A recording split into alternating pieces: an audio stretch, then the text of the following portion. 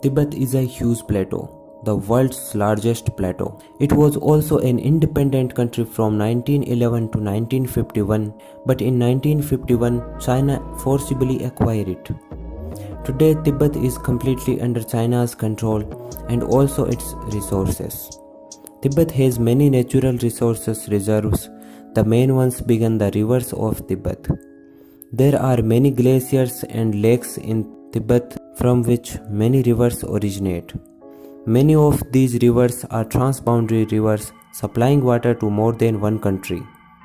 About 46% of the world's population depends on these rivers. So Tibet is the source of water for about half of the world's population. Because the rivers Brahmaputra and Mekong are transboundary rivers, China is going to use them as a weapon. Over the time, China has built many dams on these rivers. The largest dam in the world is in America. But in the last few years, China has also built many big dams. According to a report, China has about 87,000 dams. About half of the world's dams are in China. And India will be the second largest economy after China. So India will be the biggest rival of China in the coming time and also the competitor. And China also understands that competition will come from India in future. So China will use their rivers as a weapon. Many rivers originating from Tibet provide water to Nepal and India. In the last couple of years, China has built many dams on these rivers and also changed their route. Now these rivers only provide water to China. Apart from this, another important river is the Brahmaputra river, which also originates from Tibet.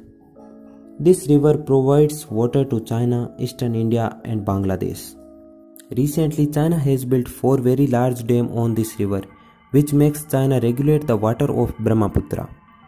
India had asked for hydrological data related to this. Despite India's demand, China didn't provide this data. And lack of data increases the possibility of flooding in India and Bangladesh. Southeast Asian countries have the same problem. Another important river originates from Tibet in China, Mekong River. This river provides water to Southeast Asian countries like Laos, Cambodia, Vietnam, Thailand, etc. China has built many dams on this river too. As a result, last year there was a drought in these countries due to China blocking the water of this river, and people had to face water scarcity. These countries had also appealed to China, but it had no effect on China. So far, countries dependent on this river have not made any agreement with China regarding water, but now needs to be signed.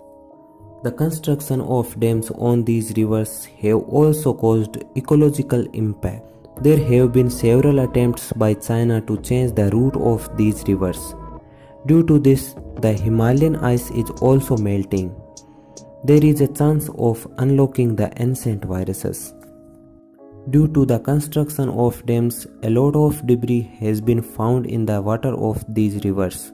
So the color of the water has also turned a bit dark. The number of fish in the rivers has also reduced. Overall, all these have had a negative impact in the region. Now there is a need to control China so that in future China will not be able to suppress these small countries. Proper guidelines should be issued by the United Nations, and there should be an agreement regarding the sharing of water.